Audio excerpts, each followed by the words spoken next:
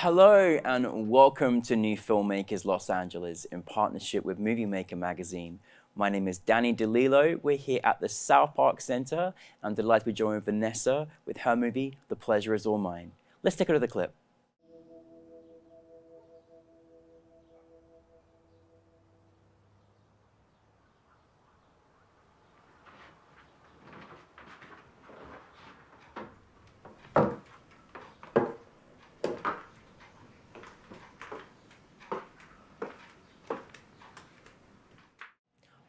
Vanessa, welcome to the New Filmmakers Los Angeles family. Thank you very much. We'll I love being part of the family. I love it. We'll Love forever it. celebrate you forever. So Thank you. it's all good. But thank you so much for flying in from Canada to be here. Although you're from the beautiful Brazil, obviously you know how much we love Brazil too. This movie was brilliant, brilliant on so many multiple levels. For those that haven't seen your film, tell us a brief synopsis. Okay, so the film follows the journey of a 76 years old lady that one day realizes she never really had an orgasm in her life. So she's trying to have one. And with this, she's understanding that she needs to do lots of changes to become the person that she wants to be. Yeah. So it's an internal journey, and was played by the amazing Margarida Bairdi, which is like she's phenomenal. She's phenomenal. It was such a great honor for me to direct her. She in Brazil she has a great career on theater. She been with great names like Augusto Boal and lots of great names in Brazil. She's a brilliant theater actress. And I was so glad that she accepted this journey and get with me. I learned so much from her, and she added so much in the film. So. I mean, I would go as far as saying if this was, a feature film, at the Oscars, she deserves to be nominated and win it. I mean, it was that good because she just gave us so much of her love and her heart in this, and you could feel her character. And it was so great to see a film through this lens, through these characters, and what you created. Well done. Where did this idea come about, and when was that sort of moment we decided to turn this idea into a film? Okay, I think it was a collection of moments about sexuality. So lots of stories of women, like friends and friends of friends and friends' moms and grandmothers that talk about sexuality in a way that's almost forbidden to talk about, right? And lots of women that never had an orgasm. Even nowadays with this much information, right? And this is because of the many layers that of violence that we suffer as women throughout our lives, right? Like talking about sexuality is really not, allowed or, and I feel that in most of the cultures, not just in Brazil, it's not just here in North America, right? It's worldwide. So I feel that throughout the years, I listened to those stories and was always very curious about sexuality. And then this get to a moment when I was doing my master's and I was studying specifically the representation of women in the mainstream films. So it came along with this way of representing women that is a lot of, sexualizing the bodies, but young bodies, right? And these always serving the male gaze. Of course, now we've been seeing lots of changes. But we've got a long way to go still. Long way to go still. But I think it was in that moment I was just so mad about these ways. And oh my God, I have so much to say. And that's the way we are portrayed.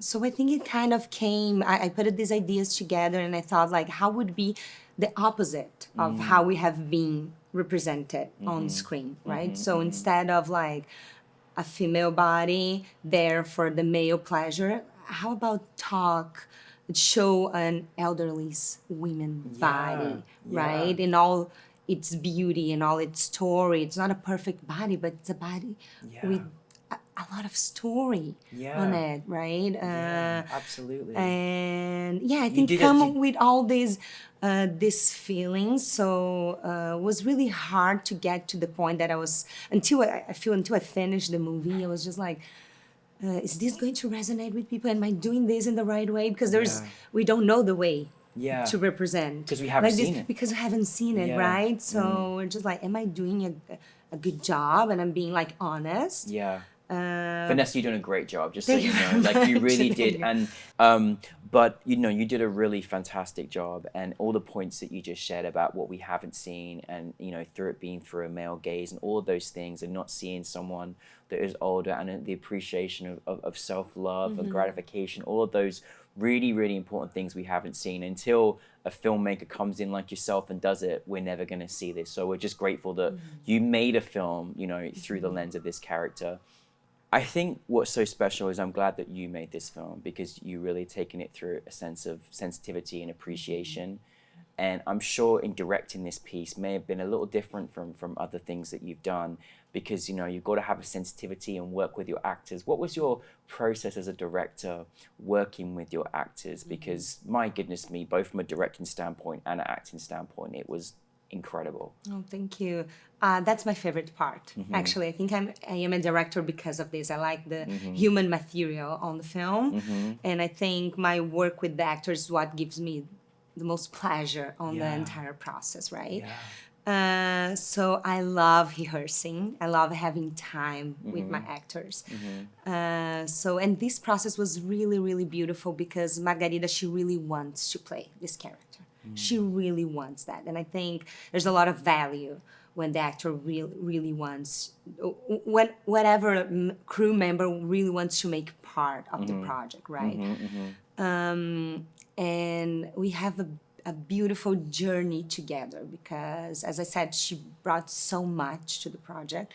So we talk lots, and also, like, when we talk about female sexuality, there's a lot of trauma, right? As I said, there's a lot of violence, that, like, silent violence that we live throughout our lives. So it was very important for me to get to a point that we both feel comfortable to get where we need to get for the character. So we talk a lot, we share a lot of our journeys in life, and then we went to rehearse, and then that's to understand how sexuality works for her, for example, you know.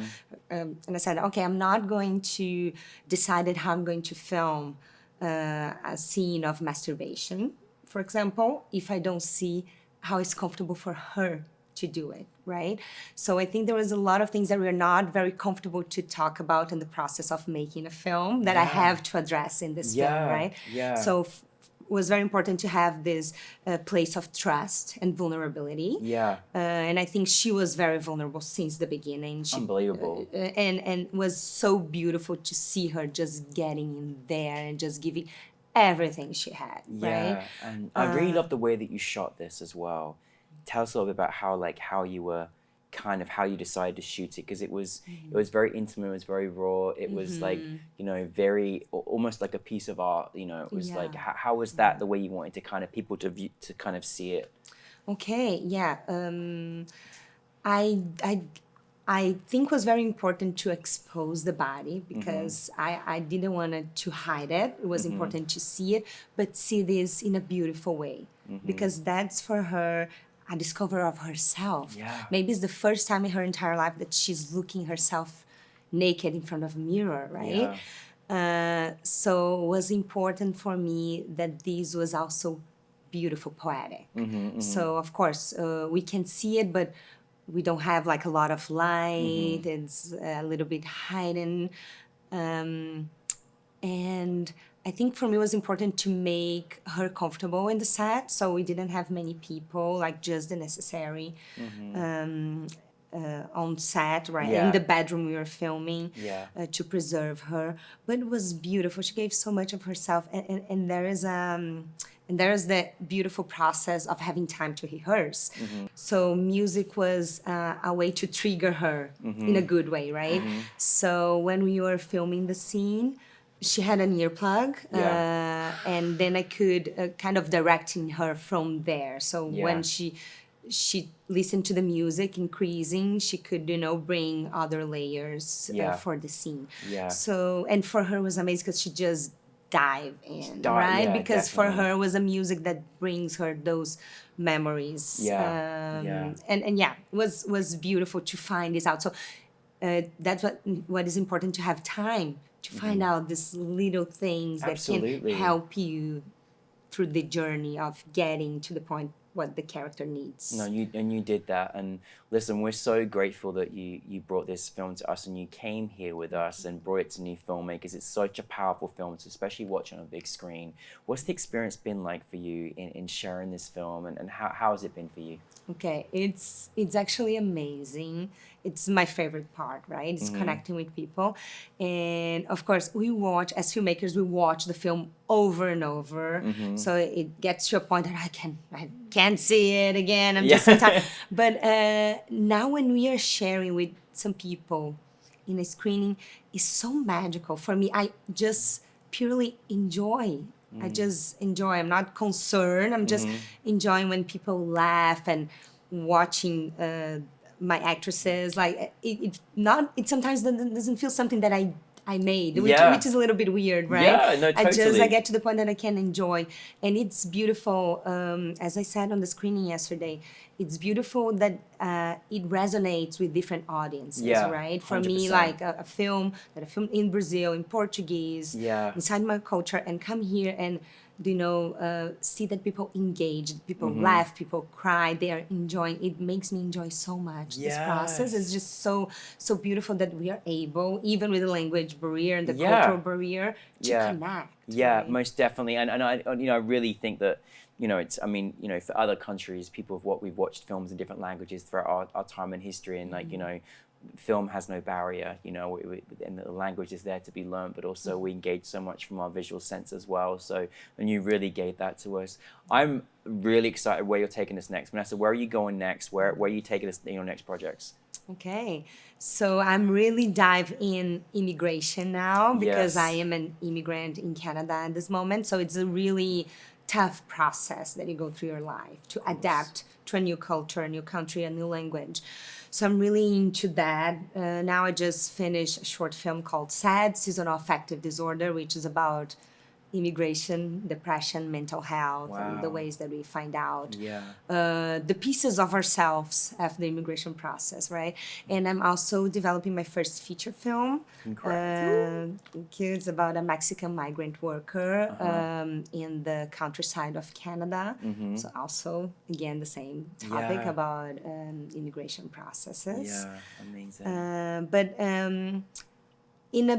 in a beautiful lens, because I think we deserve happy endings. Yeah. Not just happy endings, but honest journeys that we can end up well. Yeah, Right? absolutely. Like absolutely. we deserve. I think that's the moment that we cheer our stories. Absolutely, and you're doing that as well, seriously. And just want to say thank you so much for bringing such an important and powerful film to us as well. I just think it needs to be taken everywhere, and I'm really excited for your next projects. But thank you for also being part of New Filmmakers LA and being part of us, and we're so proud of you. Thank you. I'm happy to be part of the family now. Thank You can't you. get rid of me. We won't. No, please don't. Stay with us, okay? Thank you very much, Vanessa, everybody. You.